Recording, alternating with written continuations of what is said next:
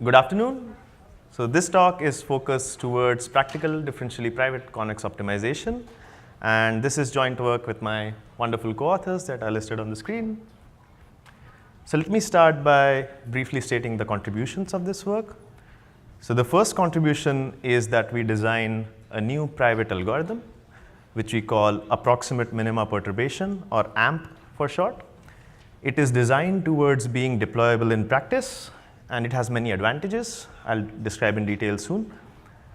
The second contribution is that we conduct a broad empirical study of the state-of-the-art techniques in the field. We do this over 2 models and 13 datasets, 4 of which are high dimensional. And all of our benchmarks as well as the code for our technique are open sourced and available on the following link. So in this talk, I'll start by providing some motivation of why do we need privacy for learning. Then I'll cover some background. First, I'll introduce what is differential privacy and give a quick refresher on convex optimization. Then I'll introduce our technique, AMP, and I'll conclude by presenting the results of our study. So that's the plan. Before I dive in, let me first define the framework that we'll operate in. So we are given a sensitive data set D that is given as input to a learning procedure A, which gives out an output model. You can think of the output model theta hat as a vector of weights for some network. Many recent works have shown that these models can leak information about the training data. These can be split into 2 broad categories. For example, in membership inference attacks, an adversary can confidently predict whether any sample was introduced in the training process by just accessing the output model theta hat. So without even looking at the data set, by only accessing the output model, the adversary can predict membership inference. How do we prevent such leaks? So differential privacy has been recently used as a gold standard to prevent such leakage. Let's start by intuitively understanding what does the notion mean. So we have a data set D comprising of several members that is input into a randomized algorithm A, which gives out some model theta. Since A is randomized, it has some distribution over the set of outcomes. So here on the x-axis, I'm denoting the model space. Each point represents some model theta hat. And the y-axis denotes the probability of algorithm A outputting that particular model when the input is dataset D. Imagine that I change one person from the input dataset. So I've replaced Om by Felix. Let me denote this dataset by D prime. Since the dataset changes, the distribution over the outputs can also change, which is represented by the red plot. What differential privacy guarantees is that the change for any particular output is small. So in some sense, the algorithm outputs each particular model with about the same probability, whether D or D prime was used, and effectively it does not depend much on any particular individual's data. The definition is characterized by 2 parameters, epsilon and delta. It has a mathematically precise formula, but in the interest of time, I'll just say that epsilon bounds the multiplicative change in the probabilities, and it is standard to consider epsilon as a small constant, whereas delta bounds the additive change, and typically it vanishes with the data size n. It's standard to consider delta as 1 over n squared. The important thing is as these parameters go down, the level of privacy goes up. A quick intro to convex optimization and also to formalize the notation. We have a data set D that consists of n samples from some population. We are given a loss function L that's parameterized by a model and a data set. And the condition is the loss function is convex in the first parameter, theta. The goal is to output the minima of this loss function. So the goal is to output theta hat such that it minimizes the loss. And this has many applications ranging from machine learning, deep learning, recommendation systems, many more. So there has been a lot of work in the area of differentially private convex optimization. There is a technique called objective perturbation, which, as the name suggests, it perturbs the input loss function. There are a couple of techniques that add noise within the training procedure itself. And there are a couple more that deal with the output model. They perturb the output. However, what is important to note is that two of these techniques require the exact minima of the loss function that you are optimizing over. And as we know, this is never guaranteed in practice. You can not guarantee the exact minima. Whereas the other techniques require some custom optimizer. So if you already have some tuned optimizer using some infrastructure in place, these techniques might not be the best suited. This motivates us to design what we call AMP. Here we are given a data set D, and I'll denote the privacy parameters by B corresponding to some budget. In addition, this technique requires what is called a gradient norm bound. I'll denote it by gamma. I'll describe its significance soon. So the technique is very simple. It can be described in 4 steps at high level. So here's how it goes. So the first step is to split the privacy budget into 2 parts. Using the first part, you add some regularization to the loss function. And for the members that are familiar with objective perturbation, this step is very similar to that technique. So effectively, now the loss function at our disposal looks something like this. We denote it by Lpriv. Consequently, the minimizer also changes. We'll denote it by theta priv. So now you can use your favorite optimizer to optimize over this perturbed loss. But when do you stop? This is where the parameter gamma comes in. So gamma defines a region around the minimizer where the norm of the gradient is bounded from above by gamma. Note that the norm of the gradient at the minimizer theta priv is 0, so around it, it should be very small. So you continue optimizing until you reach any point within this region.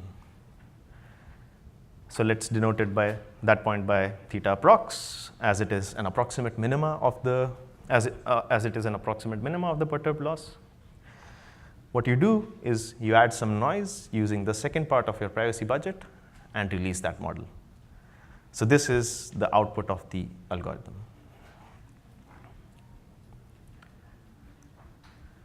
We also provide formal utility guarantees for this technique.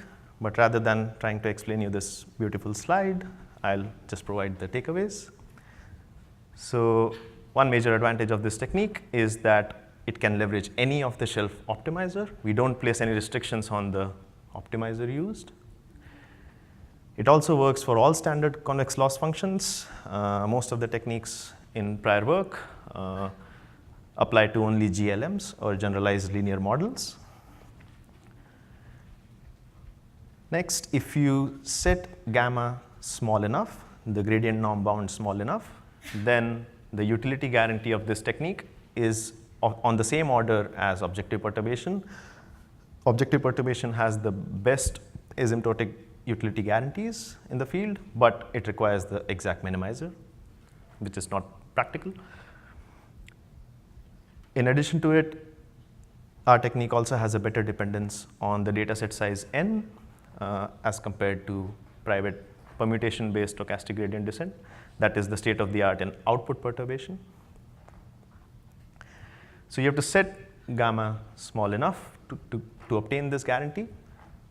What we see in our experiments is that gamma equal to 1 over n squared is very easily achievable, and like only using standard Python libraries. So you can hope for much smaller gamma as well. So next, I will talk about the second contribution, which is the empirical evaluation.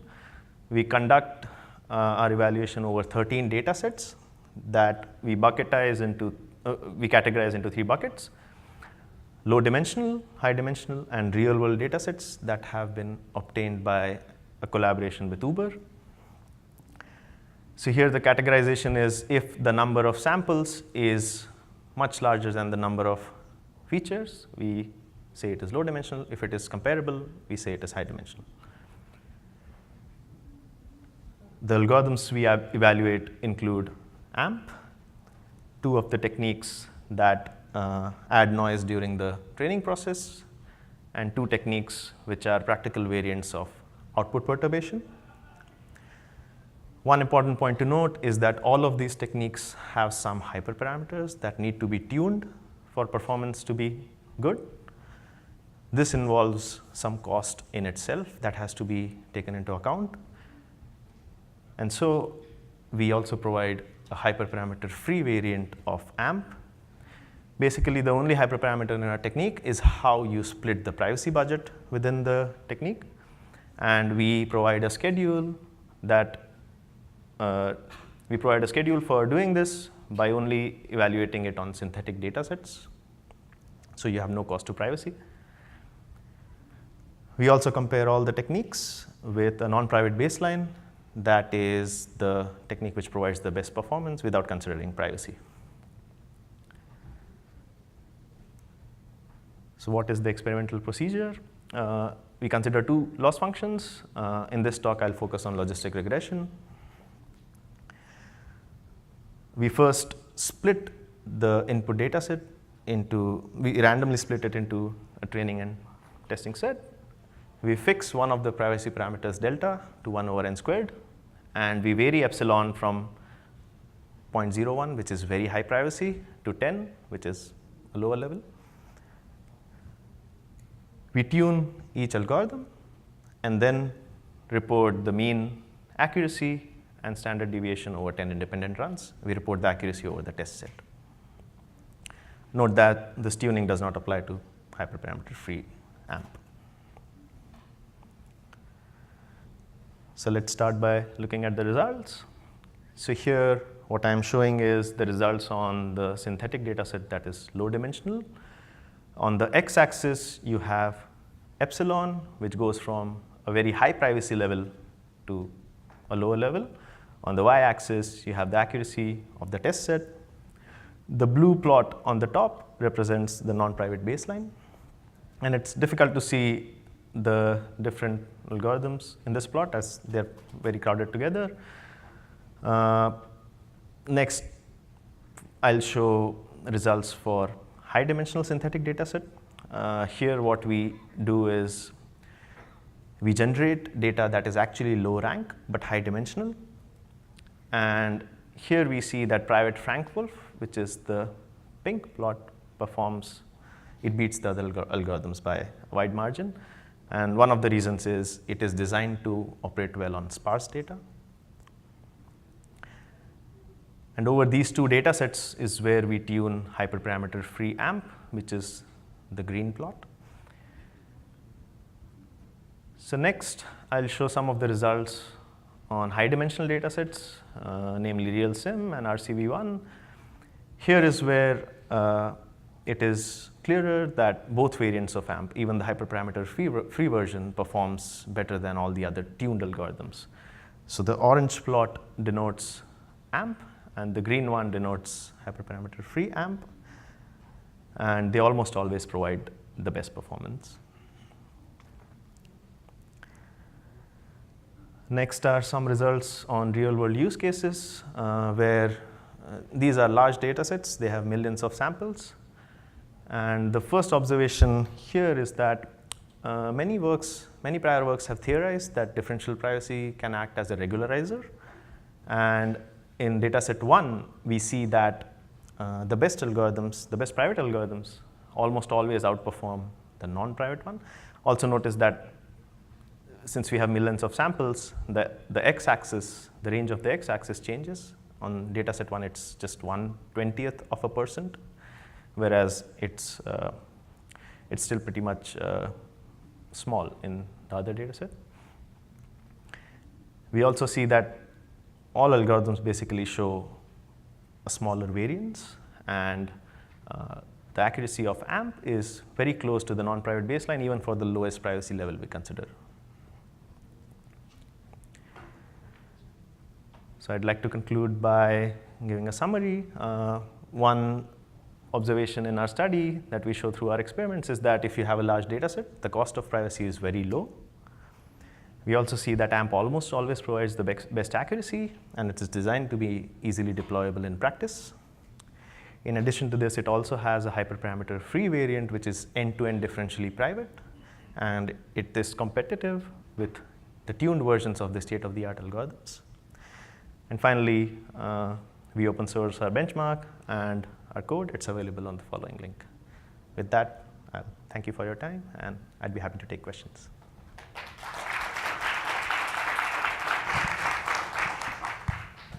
Do you have any questions? Thanks for the great talk. Sorry, this might be a naive question because I'm not an expert on differential privacy, but I was just wondering that, so what makes the decision of the epsilon value of 0.01 kind of adequate for privacy? So it is majorly a policy decision as what epsilon value you should use. It should depend on the sensitivity of the data itself. For some tasks, value like 1 or 5 might be reasonable. For some sensitive tasks, a lower value might be reasonable.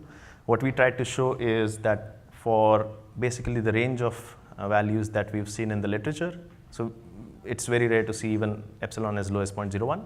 So we just show that how the privacy accounts for in this region. So thanks for the answer. I have a follow-up question. So in the case where you have a real-world data set, like the Whooper data set, there are only 2 classes, right, for the classification task. So in that case, even for epsilon equals 0.01, isn't that just having 2 classes make it easy to distinguish the 2 cases where you have two different data sets that's neighboring? So even though there are 2 classes, the guarantee holds over the complete sample. So if you notice, each sample has a lot of features, hundreds of features, and the privacy guarantee holds whether a particular vector is within the data set or not. And so in addition to the class, we also give privacy to the values of the features themselves. Any other questions?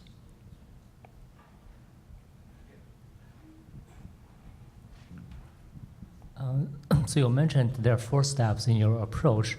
And you mentioned the second step is similar to some existing techniques. And the last one is just add noise. So what's the intuition here that your approach is better than all those optimized for specific, those techniques optimized for specific tasks? What's the magic here? That's a very good question. So 2 of the techniques that are output perturbation and objective perturbation, they have really good utility guarantees, but the privacy holds only if you release the exact minimizer. So if you manage to reach the minimizer and release it, you get great guarantees. In practice, that's never guaranteed. So the thought process here was, what if you are very, very close to the actual minima? Can you get privacy guarantees for it? Because if it is close to the actual minima, it should perform well. So we add noise in the last step just to give privacy to that approximate minima. That's the high-level view. Thanks.